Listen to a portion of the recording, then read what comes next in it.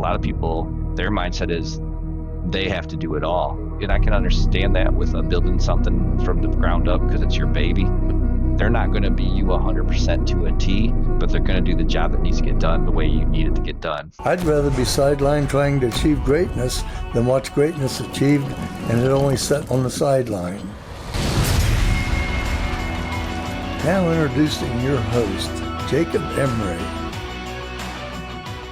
This episode of the Iron and Infrastructure Podcast is brought to you by Unlocking Greatness with Jacob Emery, a coaching community built for those ready to become the strongest version of themselves.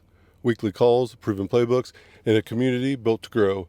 Greatness is not given, it's unlocked. Join us today at jacobemery.com or DM coach at jacobemery44 on all social media platforms. Welcome to another edition of the Iron and Infrastructure Podcast. Today, ladies and gentlemen, this man is not late this time, and we are looking at a transitional champion. I Want Abs 2025. Woo, dog. Billy Beckman, Max Effort Muscle Mafia. Dude, welcome to the show. It's been a minute. We've tried to get you on here. I'm glad we finally got it to happen. How the hell are we doing today, Billy? Doing good. Have to take it on the chin a little bit for wasting your time that first one. I know we met face to face, and I was scared to see. I was like, man, I'm gonna get his ass. He could have at least lied to had a good reason why. Oh man, that's funny. Yeah, I think it was the next day, right? Yeah, I think the same. Yeah, exactly the next day. That's awesome. I love it. Well, I walked up to you with my tail between my legs. Yes, you did. Yeah, I think you did. Hey, man, you're 5 minutes early today, so kudos to you learning lesson, right? That's right. Billy, let's talk about that last time we were supposed to podcast and didn't, but what happened right in the sequence of events before that? I'm going to say 3 words, and I want you to describe it and what it means to you. I want abs. Oh, man, that's opening up Pandora's box. Obviously, that wasn't my first year. I had a few runs in it, ends with it. But the I want abs overall is a mindset shift. That's what I'll put it down to. Especially if you want to be serious and successful in it. And I think that kind of correlates to anything. You really got to be locked in because there's a bunch of animals and dogs out there. And you learn a lot in, I would also say the camaraderie from it too is just amazing. The community aspect of it. And obviously we want to win. But Alfonso was the champion, and that, man, I could be more proud of a representation for what happened. And you push each other. It's just good, healthy competition. And I think one of the most empowering things is the community of people doing it that support you, and everybody fucking wins at finishes. That's the thing. Regardless of what bracket you're in, regardless of the tier placement, you're going to win if you just start and you finish it and give it everything you got. And if you stick to that afterwards, your life is forever different, Billy, like you said. So how did you finish up? It is a competition after all. How did you finish up? Let's tell the listeners. Don't bury the lead. Took third place this year, which was really exciting. Those last 10 days or whatever, very nail biting because you're like, I don't want to see my name, but you also don't not want to see your name in those 10. But like you said, and that was a big learning of the first couple years of doing it. I think my first year was 2020 doing it. It's like what they always talk about. You don't get better using a tool if you just leave it in your toolbox, right? So having that yearly thing coming up, I mean, it just sharpens and sharpens every year if you do it. And it's just a great thing. Even if you're in the greatest of shape, you're going to get better by going through that process. So yeah, third place was huge accomplishment. I'm not gonna lie that, you have a little disappointment in it. You look back like, what did I do where I messed up and didn't get it? But you also got to understand it's subjective. You got people judging you. You've done a contest, I know, through our chats. Mm-hmm. So it's in a judge's hands, and then your story, there's more to it than it. There's a brand behind it. So you got to think about like, hey, they're trying to get something that's going to push their brand out farther. Mm-hmm. So then you got to look back and say, hey, what was my takeaways? What was my successes? What did I actually win? Like you said, you finish it. Anything you finish that makes you better, you've won. 1000%. There's something to be said about the external like transformation, but I think like myself when I competed, it was external about 20%. 80% of that was internal because I realized I started something and I fucking finished it and I did everything I could in that window. I went all in. There's zero doubt that I could have done anything different or better. The only thing that I could have maybe obtained was better knowledge to execute differently. But at that point, for everything I had as far as like information, my implementation was all freaking in. And I know that. So I slept good at night regards to the placement. Is that the same for you where you just were dialed in? You know that you gave it everything that you could and you didn't have any doubt. There was no what if outside of learning lessons, maybe, or things that you could look back and say, oh, I learned from this or from that. Yeah. No, I would say I was I was dialed in. Like that was the most locked into something I've been in. Hmm. I had one spot where actually because we had a crew of guys, this like we talked about community. I've built friendships that never would have had if it wasn't for this contest. And I actually Hmm. told them I went out to a concert and I had a little bit of a cheat meal, which is allowed, but I beat myself up pretty bad about it. And they told me, they said, looking back, are you mad about that now? I said, no, but it'll always be that little thing, and that's just about, I think anybody though, success, anybody that's successful or anything, they will still look back and say, I could have done this, or I should have not done that. So it's not something where, I mean, I felt like I could have stepped on a stage and done well with the way I looked at the end of that. I mean, it was the best shape I was ever in my life. Diced. I mean, Diced up, son. it was the most lean I've ever been. I Hmm. have a back pose. I don't know if you've seen that I was really, really proud of.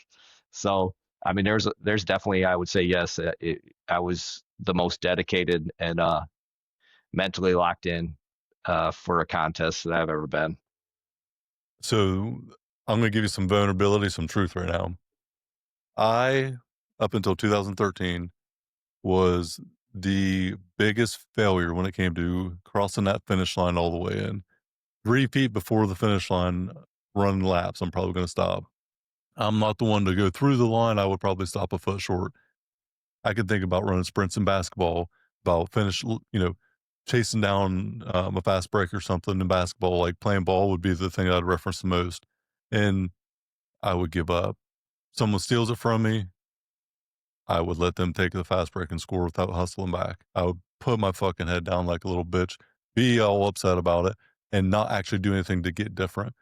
I had never finished something I started like that until that show. I was pissed. Personally, I had adversity. I was out of town in a hotel room. I did a 12-week cut on the original Busy diet, Bizzy diet. Shout out to Corey G, 2013. Dude, that was the old Muscle Farm days. Like, it was eggs in the morning, almonds, tuna, green beans, like probably 4 times a day. I wanted to die. And I did that for 12 weeks. I lost like 40 pounds. I was 197 on stage. If that tells you anything, I walk around like 240 normally right now, 230, Yeah. 240.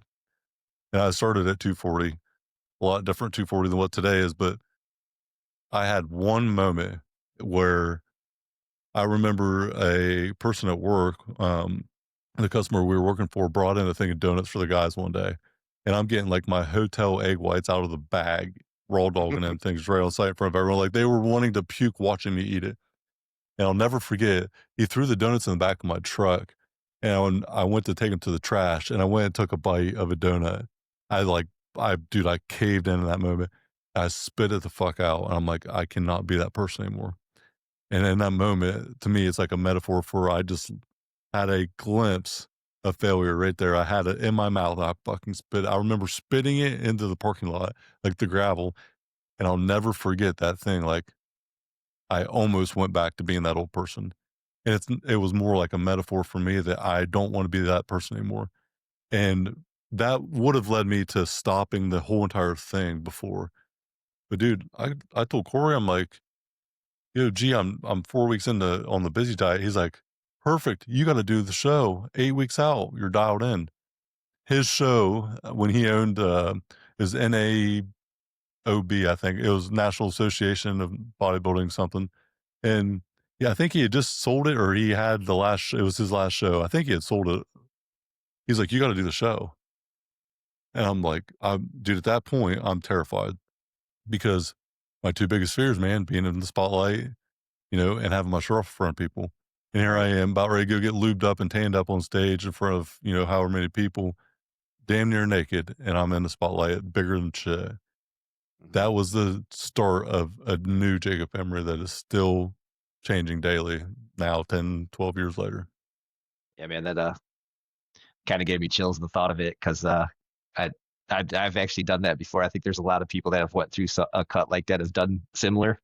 I can't remember what it was, but I did something where I started eating it, and I was like, "What am I doing?" And it's just crazy. That it's like a switch in you that got turned on that you Yeah. didn't know was there that now has you. It's kind of another one of the things that I told you we'd be going all over.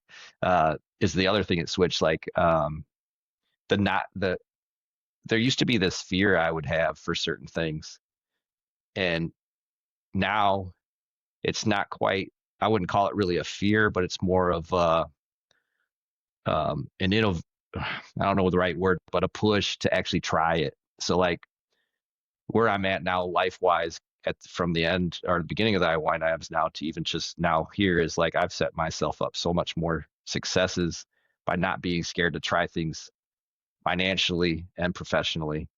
And I think that's what that switch does to you.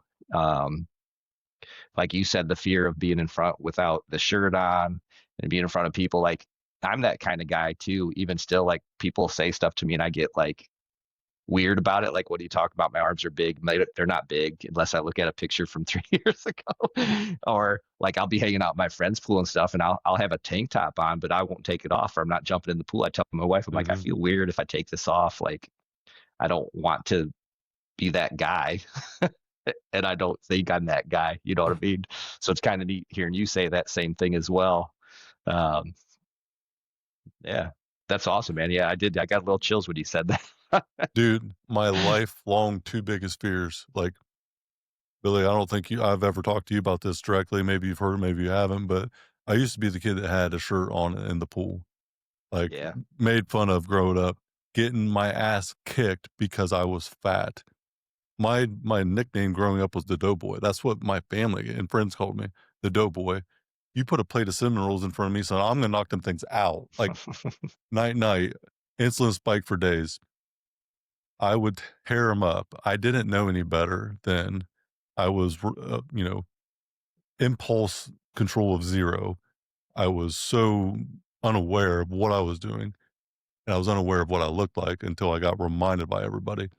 And the pain was bad, but the pain wasn't bad enough until I became like a teenager. And then that's where I found the iron. Like it changed me then because you know what? Fuck these people. If this is gonna happen, I'm gonna go to the iron. I started dieting at like 14, like literally at 14 or 15. I'm learning about diets. I'm reading muscle magazines. I want something different than what I have. And the football players that were all jacked and lean and drinking Mountain Dew all day, eating cookie dough and pizza for lunch. I'm just sitting there looking at like, man, it's genetics. I thought for the longest time I never would be able to overcome this. Like, I thought that there was a genetic component that I had 0% chance of overcoming, that I was just hopeless and helpless. And then I realized, well, over time, I just thought, you know what?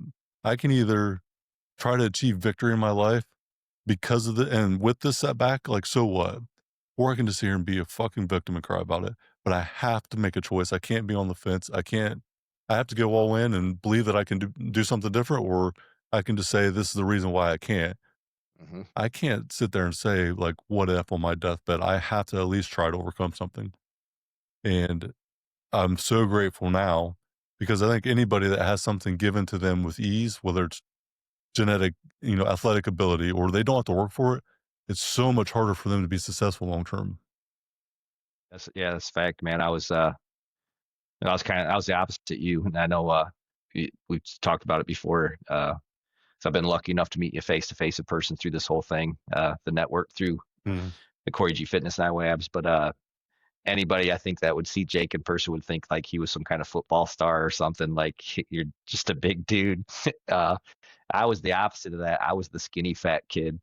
So, but always completely active. Like, I mean, if there was a ball, whatever season it was, that was what I was doing. I had 4 Hmm. brothers. So we were in the yard throwing a football this time of year, just tackling the crap out of each other, trying to hurt each other, getting into fights. Baseball season, we were down throwing a ball, we were playing wiffle ball in the yard, whatever, so constantly active. So that part I think just was already, I think, like you said, genetics play a little portion of it. Because I could eat whatever. Same thing. My mom's one of 19 kids, so Ooh, damn.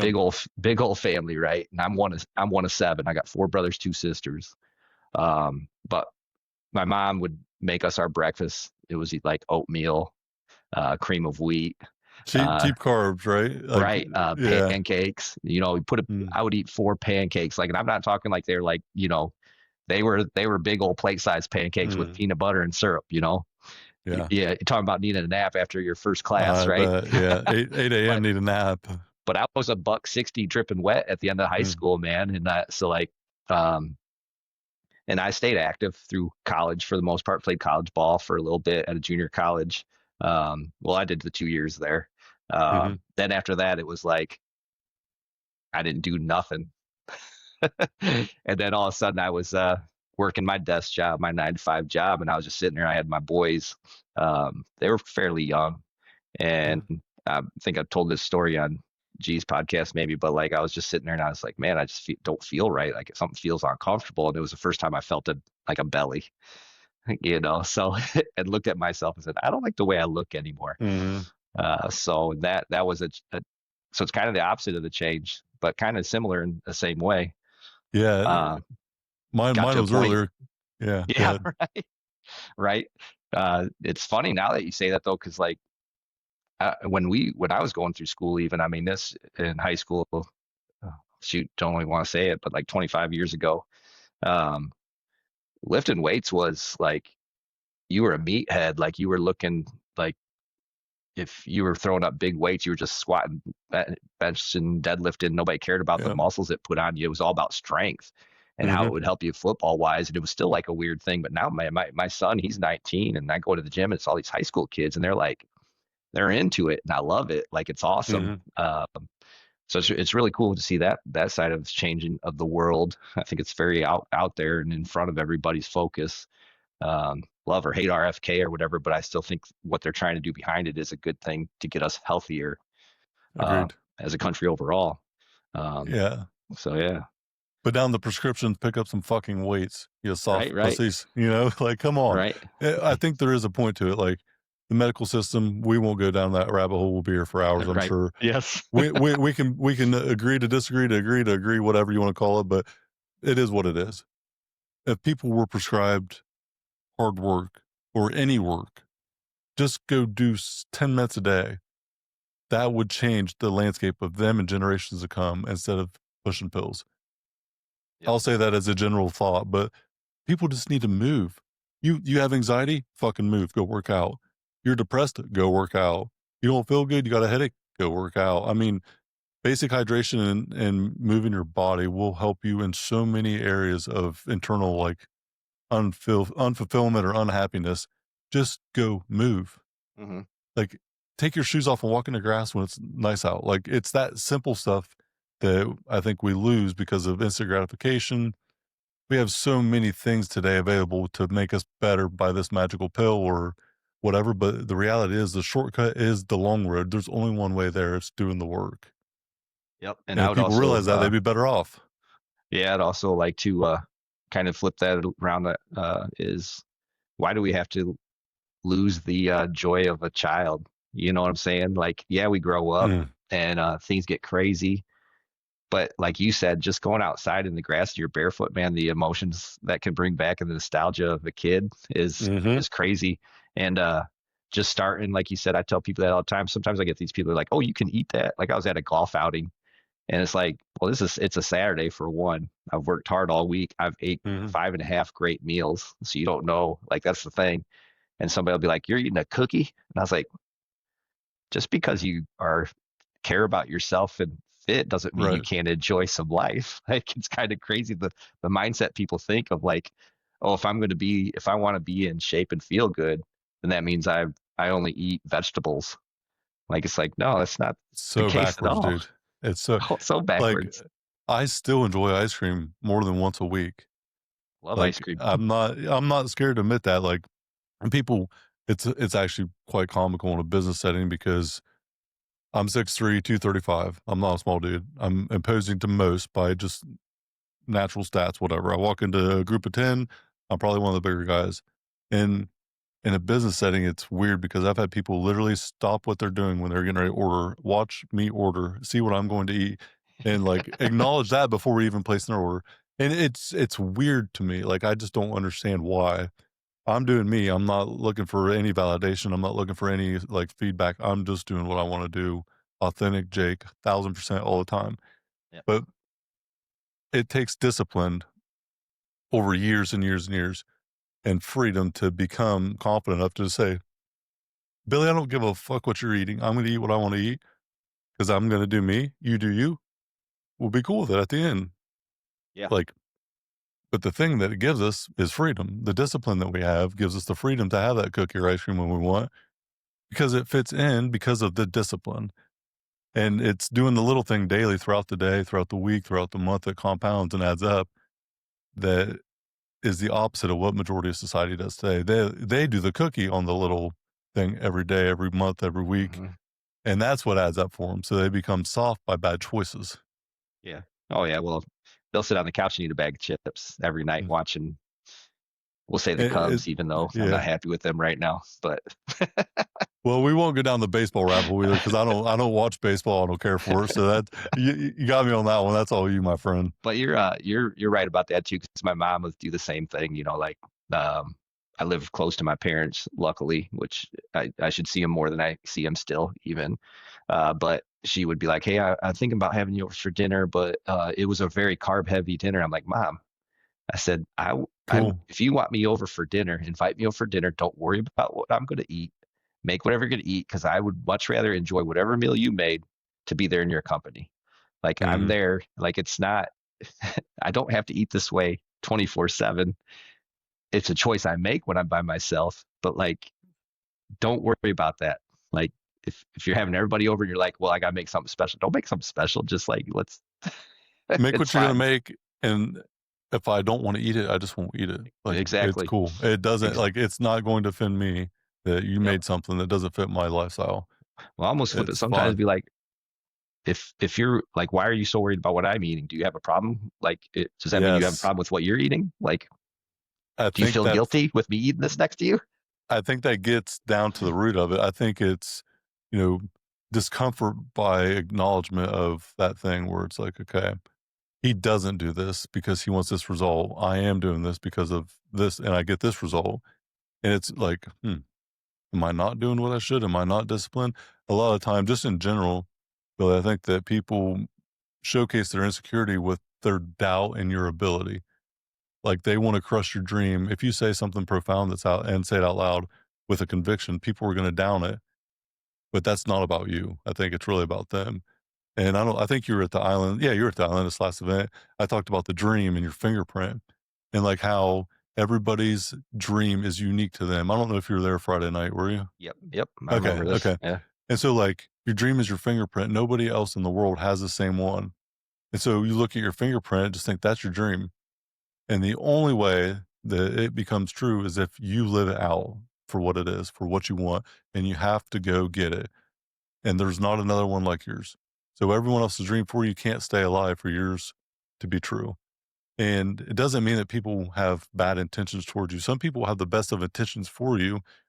But my example, the people that have had the most outspoken and most well intended things to say to me did not understand the capacity at which I was trying to achieve greatness.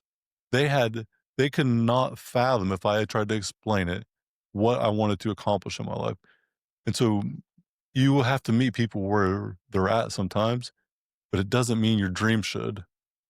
Understanding like, hey, they might not see the dream that I see, and that's okay. But I'm not going to lower my expectations for me because of them not being able to see it.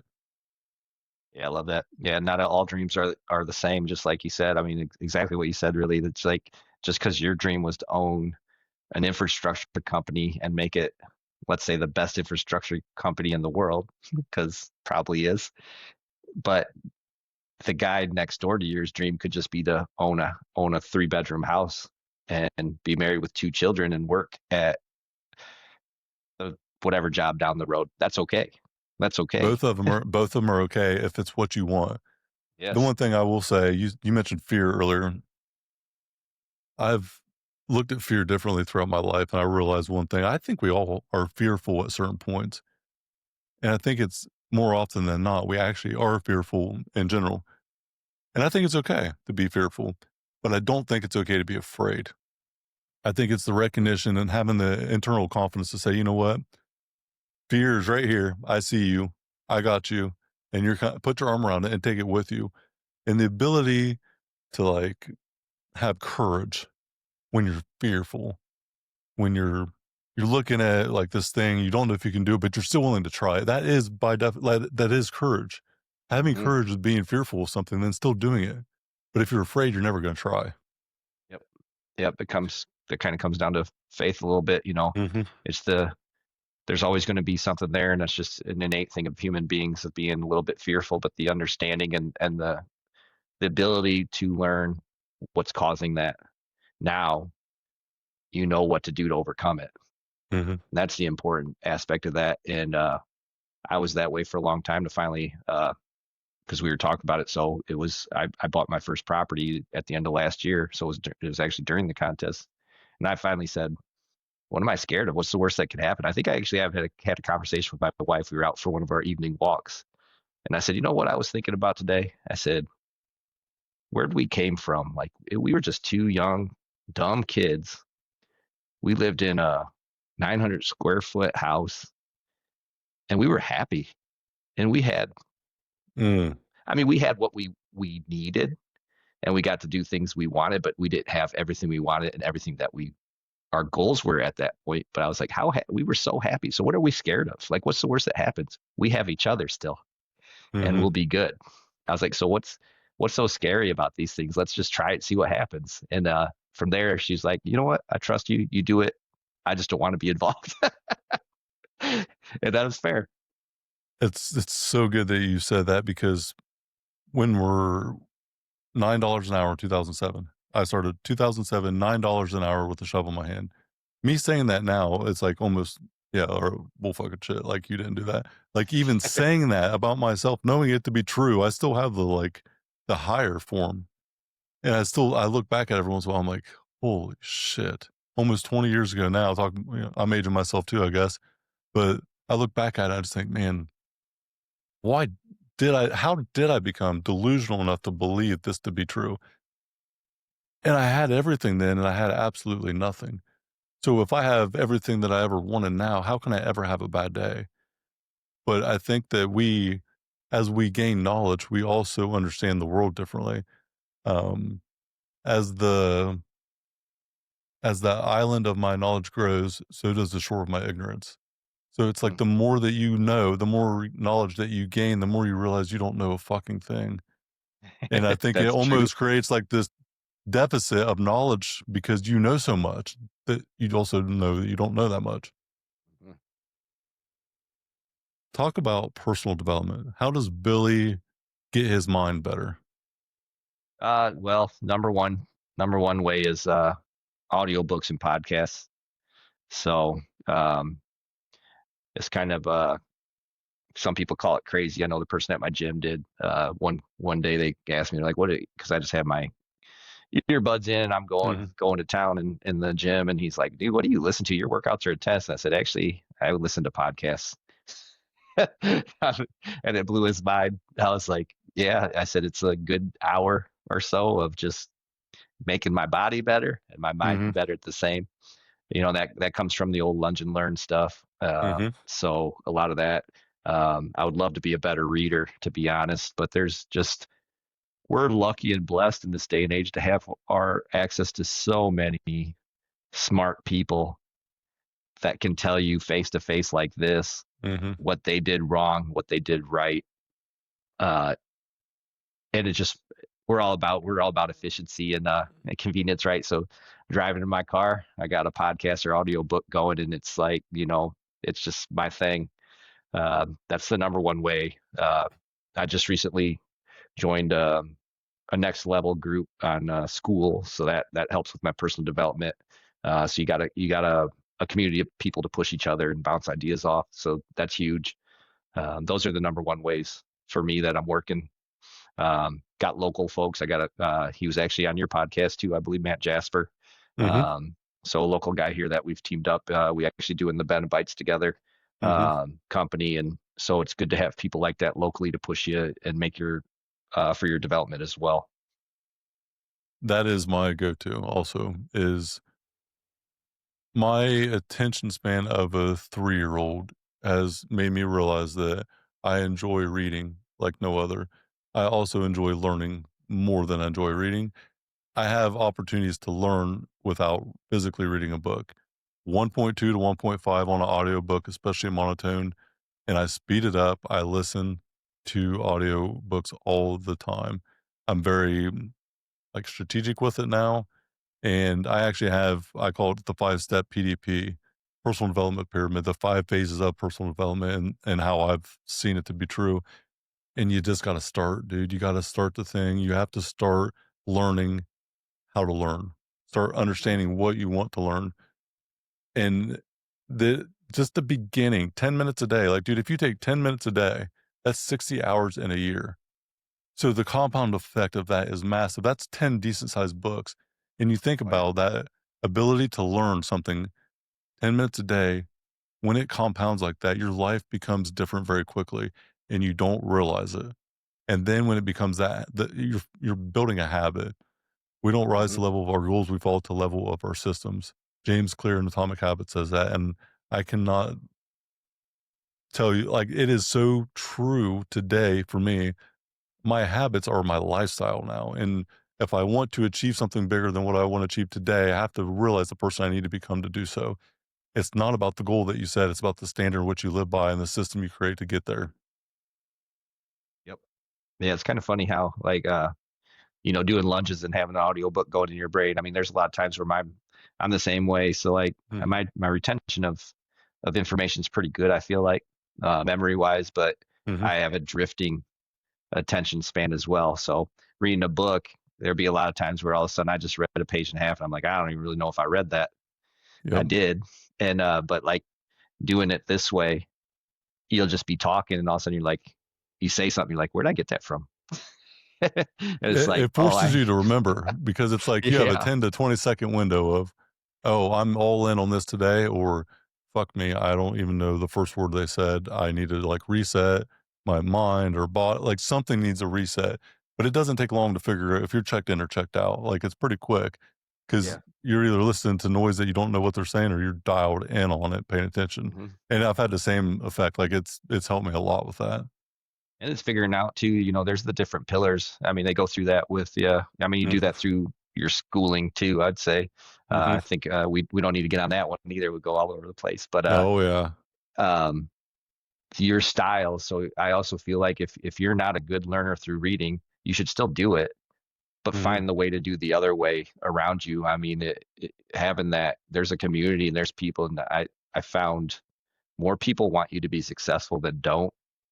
Yeah, maybe not, but there's enough successful people out there that are willing to help, because when they have it, I feel like they want to share that so much more. The majority of successful people, I should Mhm. say, that's been my experience. So if you start learning, there's people out there that will be more than happy to mentor or teach you what you need to teach. So now you're learning by doing, and actions, or I should say you're learning through visual and Mhm. speaking in person, and then it's put in an action.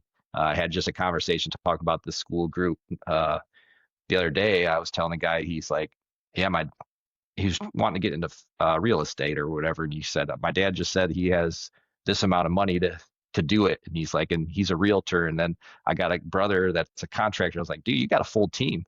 Like, just Mhm. find one house, jump into it, do it, make sure it's something that's going to make you some money. Don't worry about how Yeah. much it's going to make you, or even break even, because the amount of information you're going to learn from that first project is going Can't to put a be price tag on it. invaluable.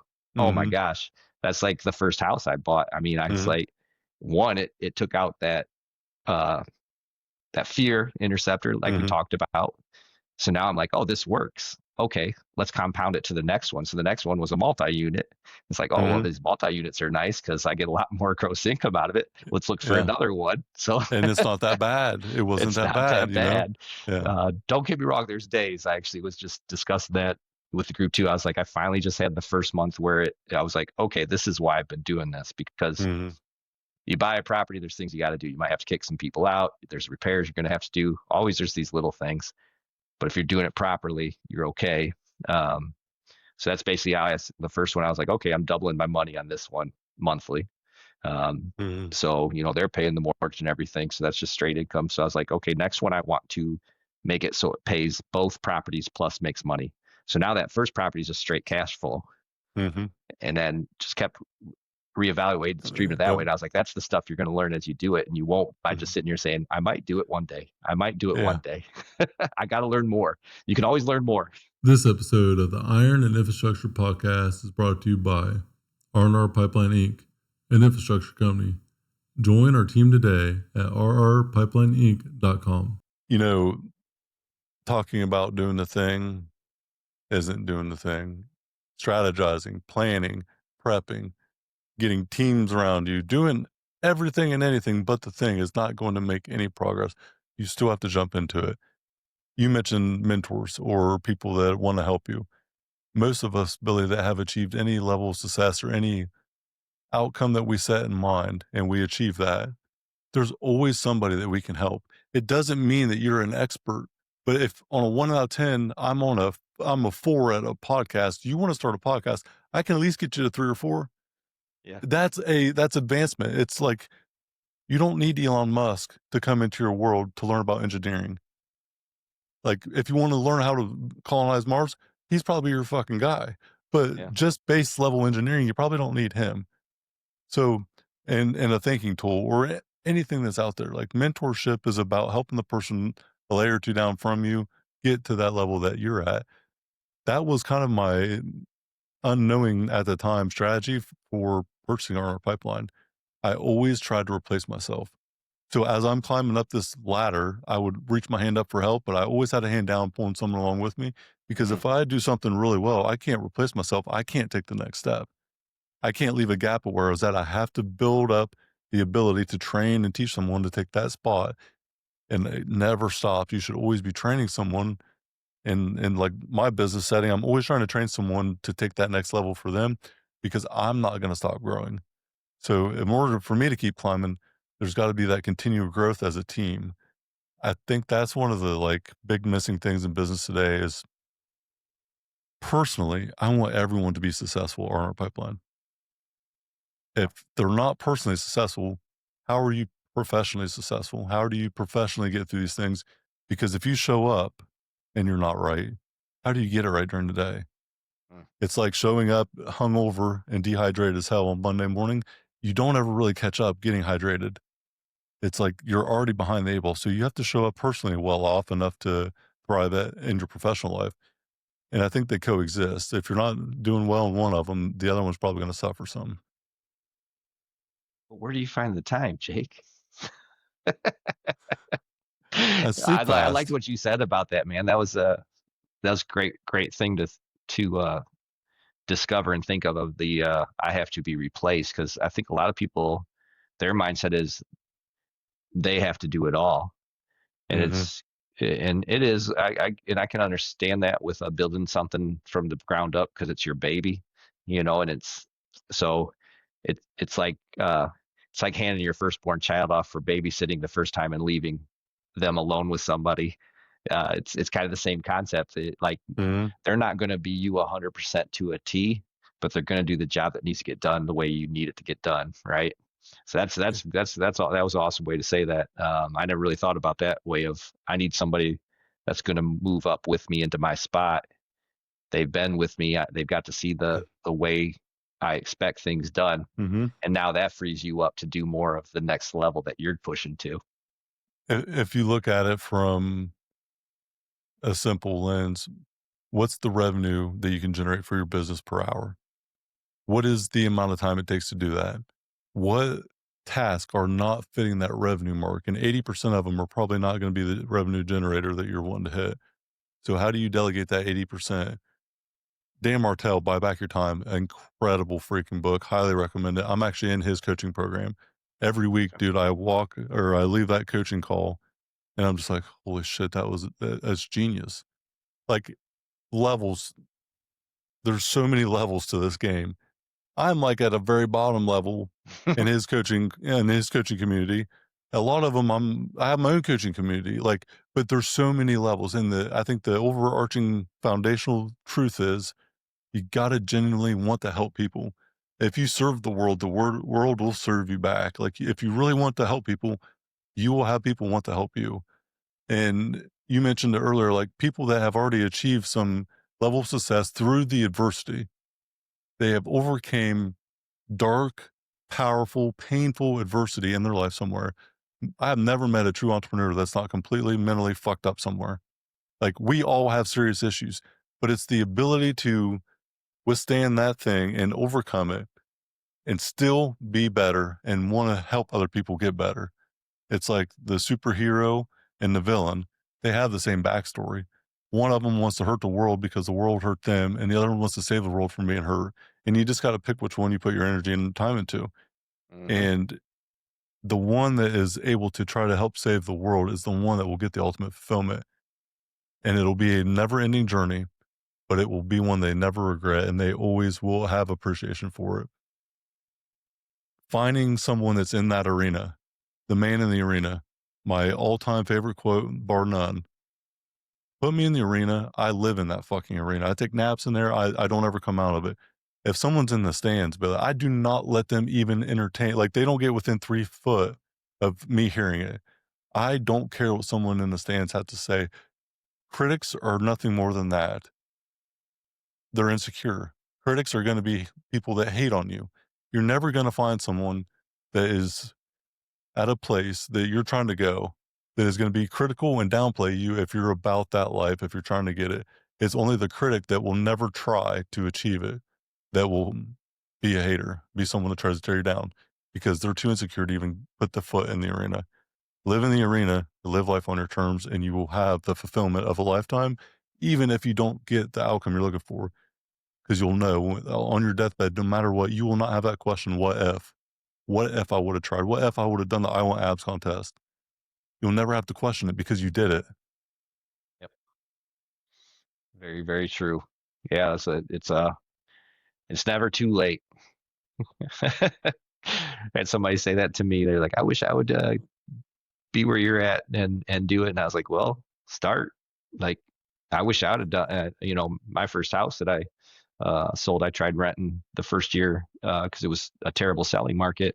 And it was the worst experience I ever had in my life. I said, if I could go back now, though, I would have kept it and I mean, I would have been light years ahead of where I'm at now in my real estate side of investing. So it's like, but it's never too late. The best time to start is what? Yesterday? Today's the next best. Yeah. Best time to plant a tree was 20 years ago. The second best time is right now. Yeah, And, there you go. same concept. You think Yeah. about working your life away, this rat race of grind and hustle and 20 hours a day. I am as guilty as any from this. I'm trying to go the opposite way. I'm trying to work less.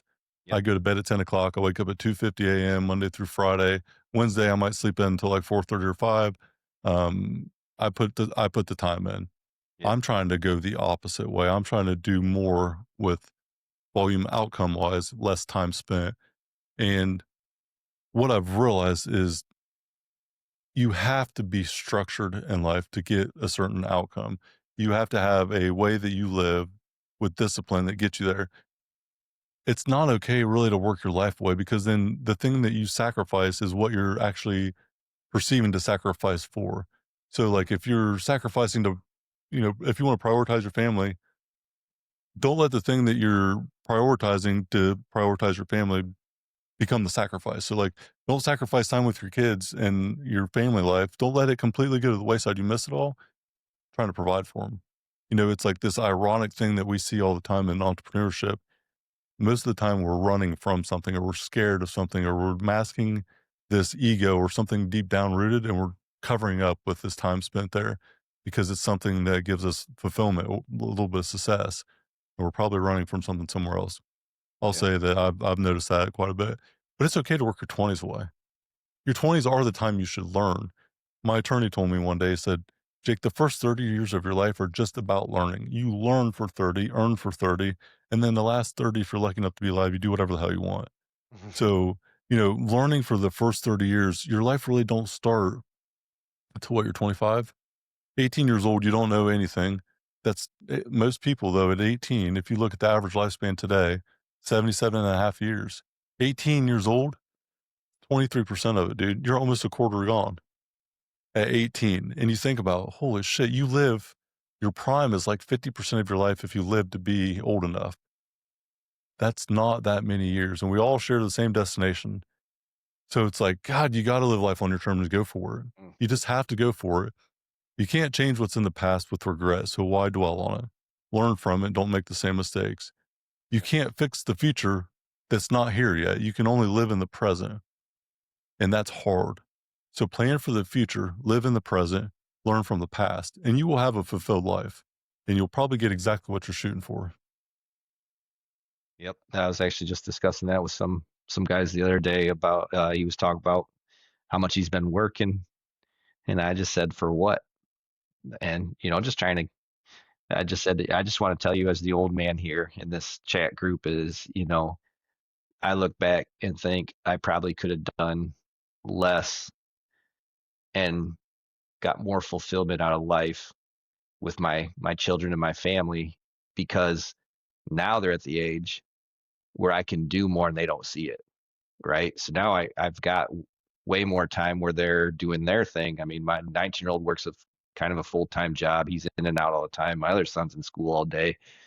So it's like they got their things going on where when they were younger, that time is to me the most invaluable time, like where your daughters are right now, so like how do you I would love to go back and fine tune my schedule back then to have more of that available because there's still the times, especially personal development, all that you can still do.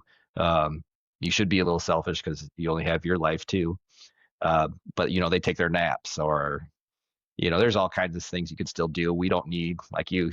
I mean, you getting 4 hours of sleep a night is kind At 5, of. come on, man. But hey, Come on, you 5. do what you got to do. But so that like Yeah. you said, sleep faster and all that stuff. There's that too. So it's just what are you willing to sacrifice and where? But also don't we can't ever forget the human part of things too, because that's so Mhm. important. And I'm a big family guy, so that means a lot to me.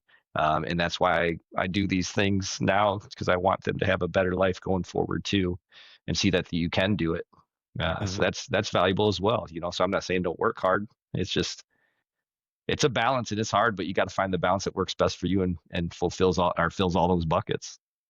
Well, there's a difference, in my opinion, between grit and grind. Grit is there's a certain time it just gets really fucking hard, and you just got to push through because of your passion for it and because of your purpose in life. I think the grind is the bureaucratic rat trap that a lot of people find themselves on, where they just get in this sabotage mindset of, I got to do more. I got to get this, you know, forget about the corporate. Like they just hate everything about their life. And that is one of the reasons I'm so passionate about this, podcast and trying to help the blue collar workforce because I've seen a lot of good guys die because of the continued negative thoughts and habits that got them to their deathbed early. And then just blaming the world for it instead of saying, you know what, maybe this isn't what I want to do. And that's okay. And I'm going to do something that's uncomfortable. But this moment and this thing, this hamster wheel of like hell I'm on is going to bury me very quickly. So it's the pride and the ego in my workforce is at an all time high. It's also I would say it's like the leading cause of misery. We're not as good as we think we are. We're normally not as bad as we think we are at the same exact time. Hmm. But the ability to self recognize and say, you know what, here's where I'm at. Where am I going? Well, what's my target look like? What's my dream for my future? Well, if you don't have a target for your life, if you don't have somewhere that you're trying to go with direction, how are you going to get there? If you don't know where you're going, any road will get you there. But if you're not trying to go anywhere with intent, then you're going to go nowhere and you're going to end up Hmm. in misery. be intentional about the life.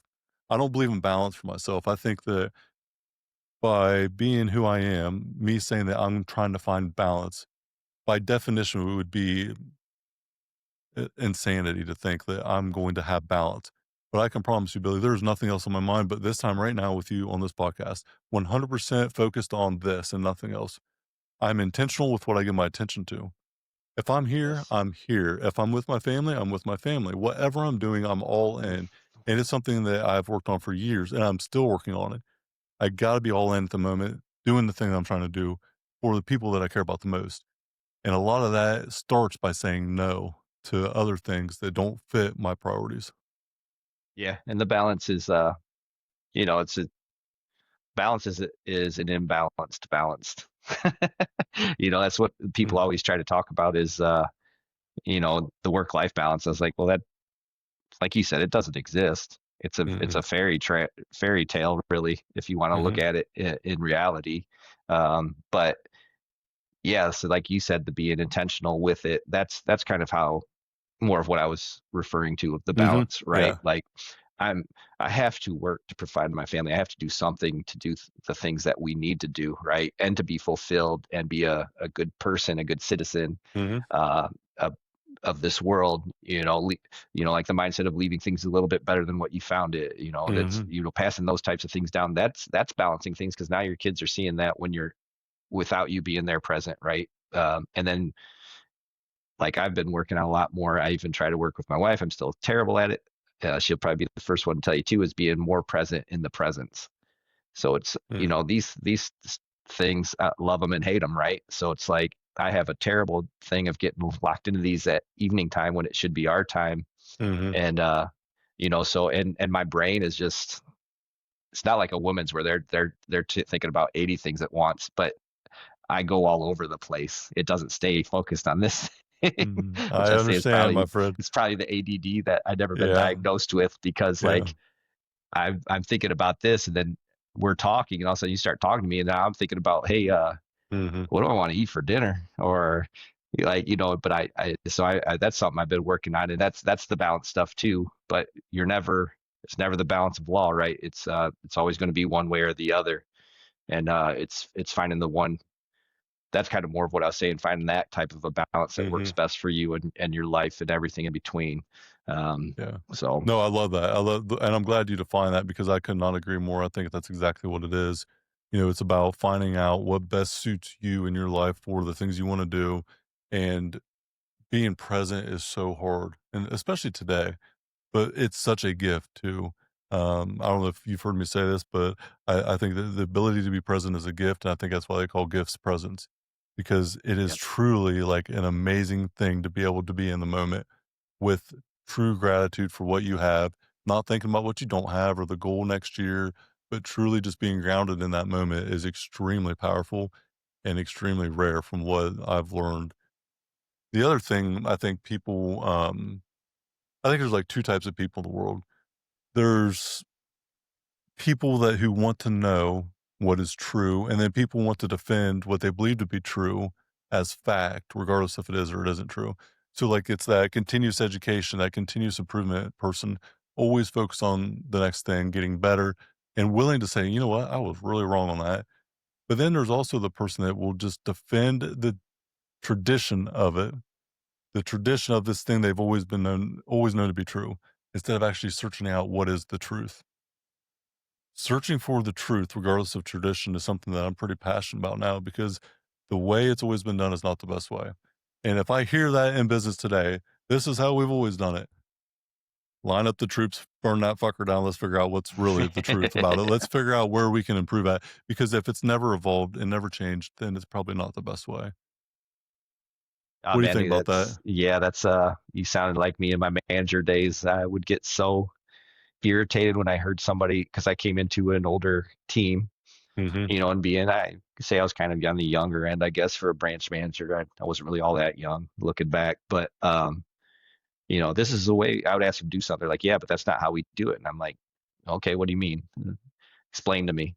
And that was the thing though, it's kind of the same way, except being a little more, I guess, having oven mitts on, Mm-hmm. uh, was okay. this is the way you're doing it now. That's okay. I understand that. Let's try this, and then we'll come back and see and talk about it. So I'm not saying we're throwing the old way away, Mm-hmm. but maybe Just see we if can we can do a little improve better. on it. Yeah. So let's try this Yeah. way, and then we might have to bring them together, and that's the good way now. Uh, so I love that. In any process you're doing, no matter what, you're just going through the motions. You don't know what you could be missing as well. Or Mm. so looking for more efficiencies, more ways to improve it, which probably is some of the things they talk about in buying back your time. It's So all part of it, and for me, it's like a process is built to establish a checklist and a way to do this certain task, but it doesn't say anywhere when developing a process, it never changes. The expectation is, like for myself, I created basically like a process builder called the Visual Training Method, VTM, for Armor Pipeline, and for like my coaching clients. And so I created this process, basically, how do you get the result without the resource? So how do you outline how to do it? So you outline everything, the core steps, 1 through 5 core steps of this thing with, you know, call it 3 to 7 core steps, 1 to 5 supporting steps for each thing. So podcast production, schedule podcast interview. EA reaches out, schedules it when the schedule allows, sets up time, gets biofeedback, done. Right? Something like that simple. So getting that in place and then taking all that and then recording it being performed, video, audio, both. So video, audio, watching it being done. You have a script that you can follow saying how to do the thing. So my EA sitting there with this script and like recording it being performed. Yep, I reached out to Billy. I got him scheduled, and you go through it all. Then you have an SOP built out of it from AI, prompt AI to create an SOP, package it all together, and do a roundtable Q&A. Once you get to that point, you can do like a frequently asked questions gig, record the Q&A, and then you have a whole entire playbook of how to do this thing. Part of it being completed is audit cadence. You have to have a cadence in which you evaluate the performance of this thing. If it's not an audit, if you don't have an audit cadence in place, you're saying that it's going to be good forever, and it's not. Every process has to be improved on a cadence or has to be looked at every so often to see if it's still the right thing. And it's the ability to know or accepting that it's imperfect. It's the best now, but it's an imperfect product because it's always going to get better, always going to evolve. That in itself probably creates anxiety to anybody listening to this. But what if it's perfect? What if it's the best? It's not going to be because perfect doesn't exist to me. Perfect is the ideal. Perfect is something that does not exist. yeah, if that was the case, Michael Jordan would have only had one ring. He didn't just win a championship and go back and say, I'm good. He went and attacked and worked harder. Saying, I mean, that's the mentality of those great ones. You can even say you're Kobe Bryant's, even LeBron. Could debate on which one's the GOAT if you want, but You they said all it the had first time. You're good. I agree. No But need. Continue on. I think it was the story of it was a story I heard. I think it was about Kobe, and there was some rookie or something or a college kid. I don't remember, but they were got done with a workout and they were going to do their ice bath or whatever. And the kid's like, I don't do those ice baths. I'm not like I'm not today or whatever. He goes, oh, you don't want to be great then, huh? So Yeah. or I the mean, like the Chris Boss, he said it about Kobe, and he's like, you know what? I was going to get this fucker. I think they were doing the Olympics. He's like, he just came off of a championship run. Like Game 7 was last week or so. It is practice for the Olympics. Like I'm gonna be there before he even shows up. I'm gonna oh be yeah, working out already. I'm gonna be sweating. And when he shows up, Kobe had been there for an hour and a half, and practice was in another hour. And he was yep. already like fully through a workout, drenched in sweat, exhausted, coming off of Game 7 a week before. And he just realized, like, holy shit, like I've never seen anything like this. And one thing about Kobe Bryant that I appreciate more than any, you can probably relate to this because we're pretty similar. And I'm 36. I think you're in your mid 40s, but like MJ's the GOAT, right? We'll call that what it is. Kobe said, "This is the GOAT. I want to learn everything I can from him." Yeah. he took it like this thing, not I'm better than you. I am trying to be the best version of me, and you are the best ever. So I'm going to learn everything I can. I'm going to soak it up like a sponge. And he did. And he was willing to ask for help, which is something that most of us are not willing to do. And he executed at the highest degree because of that. Yeah. He not only was willing to be wrong, vulnerable enough to ask for help, but then he went and executed with what information he got. So by saying that, let's segue to Corey Gregory.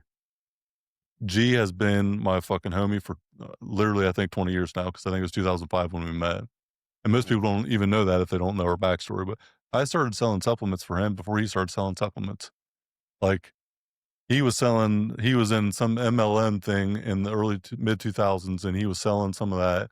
And I cashed in my life savings basically to sell absolutely fucking nothing because I sucked that bad. But I met him, and it was an introduction based from my personal trainer at that time, introduced me to Corey because he knew I was going down a bad path. Dead or in jail by 21 was my highlight of success by that point. So obviously not the best course of action for, a 15 or 16-year-old. And I met G.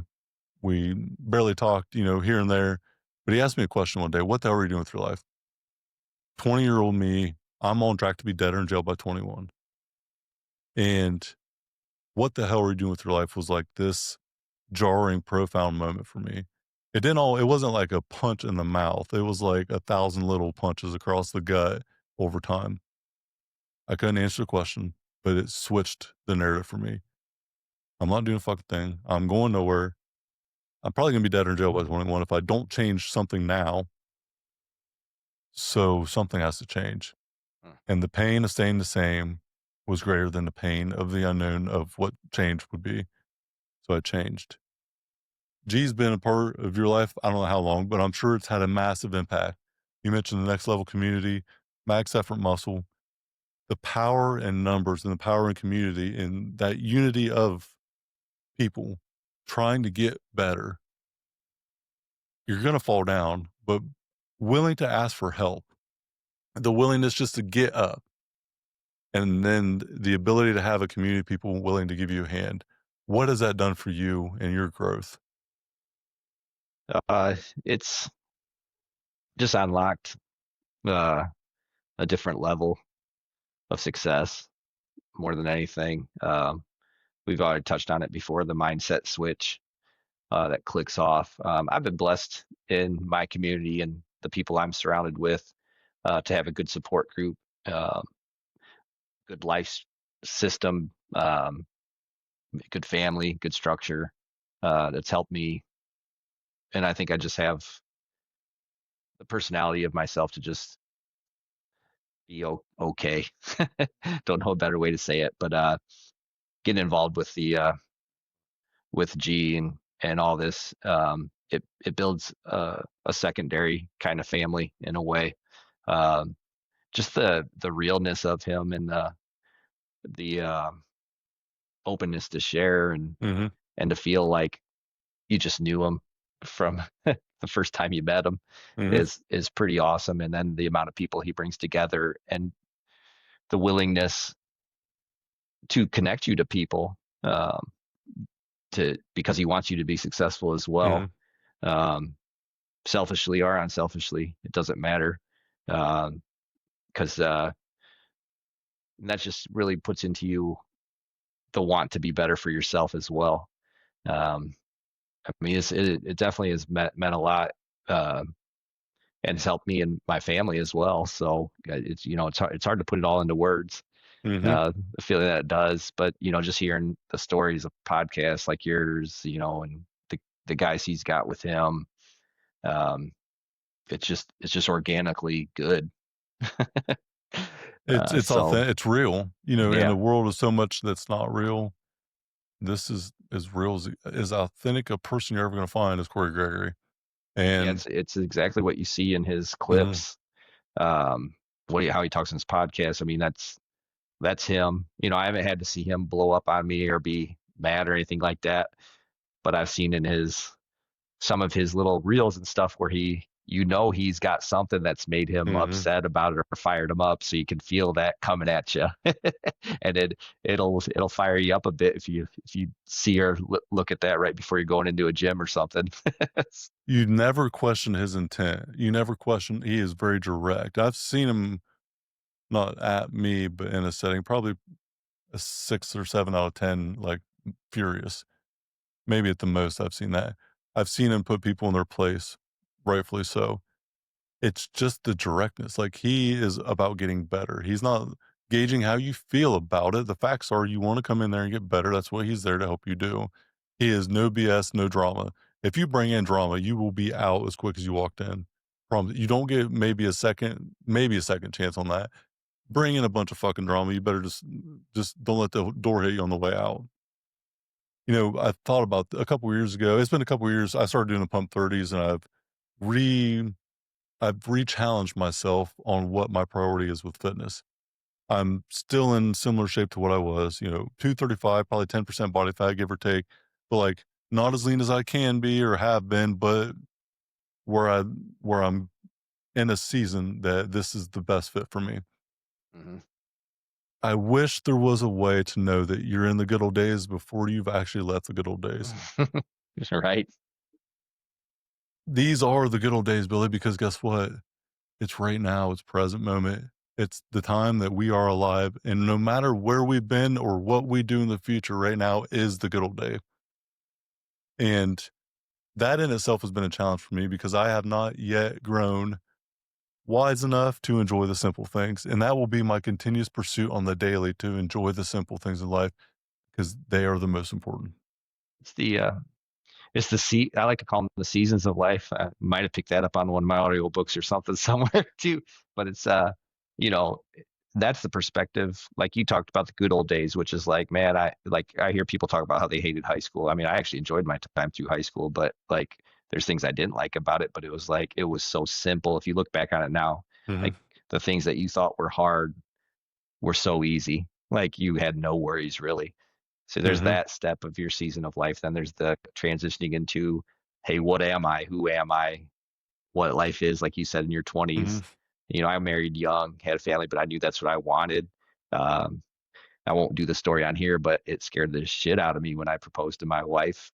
But I knew that was the person that was my best friend and my soulmate and my partner for life. But what scared, like talking about the fear again, was now it's not just me anymore. I'm taking care of you too. So now this is a huge responsibility you're taking on. Am I ready for that?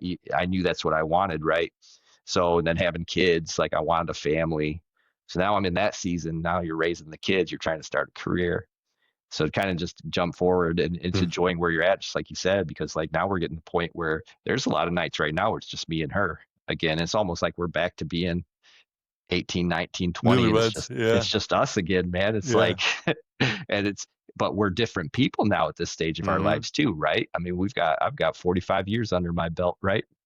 Good years, bad years, ugly years, pretty years. But so now it's almost like, hey, we know each other. We're still best friends, but we're almost dating again. And it's kind of exciting. Yeah, that's what I was going to say. It's got to be kind of exciting, right? It's exciting, but and I love my kids and my family and everything. But then eventually, good Lord willing, it moves into grandparent season. So it's neat. That's a great way to look at it. I would also say one of the things too I was thinking about when you were talking is one of the things that I think coming into that community and doing the I Want Abs and stuff too was that you're always told growing up, and I had parents that would support me for anything. I got family are cheerleaders too, but you're always told that you can do what you want, push yourself, but you always need something to unlock that actual drive for you. And that's what I did, because I learned that it's not a special person. Like we're not special people at all. Like they're just normal people that just said, I can do this. I can figure this out. I can make this happen. Mike P, I won't butcher his last name. I think he was on your podcast too. Yeah, he was. Yeah. But he dropped a thing of wisdom, and I don't know if it was his or what, but one thing that resonated big time with me was it's easier, what do you say, easier to make more money than it is to reduce bills. So we're always, Thousand percent. yeah, so put money to work intentionally, find a different way to do it. So like a lot of people in this American dream get this idea, like you don't have, like we talked about this already, you don't have to be an entrepreneur. You don't have to want to be this person that has a $500 billion business. You don't need to be a billionaire, but we always are taught you shouldn't have debt. That's bad. Well, not necessarily 100% true, really. If you just have been taught the wrong way, Yep. there's good debt, there's bad debt, and then don't just waste your time and work to the bone, like we talked about. Kill yourself on the job to pay off debts. When, hey, I have this knowledge base, like I hate making meals for myself, but I know how to make a good meal. Oh, maybe that can make me more money. Mm-hmm. We talked to each other on a drive home from Ohio after eating Keeney's Kitchen meals and said, there's really nothing good like this around us. And then boom, 3 months later, we're making, I mean, that's Mm-hmm. more money when time I was just watching football on Sunday. Um, Podcasting, like, hey, Jake, you have a lot of knowledge. Spread that out. Let's, make an extra 1,000 a week on sponsors. I don't know what it is, but that was a really cool thing. And that's the type of stuff that Corey G community can get you. It is, and it's understanding not only what's possible, but then the ability to have people around you that empower you enough to believe it. Yes. Understanding what the world looks like is one step of it. I call it the key to unlocking greatness. It is having the knowledge, able to execute on that knowledge. So knowledge, execution, and then you. The key to unlocking your greatness is having the knowledge, execution in place, and then you, the person. It's about building you. That's what my coaching program's all about. It's about building the individual. Personal development to me is about building the self your future requires today. It's about that habit in place for the person that you want to become. What you said was gold, incredible, and I could not agree more. I think that what you view in life, you can do in life. So how you see it is how you achieve it. If you think you can or you think you can't, you're probably right. Henry Ford said that. And I'll leave you with this and then I want you to close it out. But All right. every failure, every adversity, every setback in our life, if you're here right now in this moment, me and you both are, anyone else listening to this podcast when it comes out, if you are still present in this world living, you have survived every setback, every failure, everything of adversity. So outside of death, every other failure is nothing more than psychological. So have the ability to get through it and move past it. And I want to challenge or empower everyone to understand that it is possible to move past something.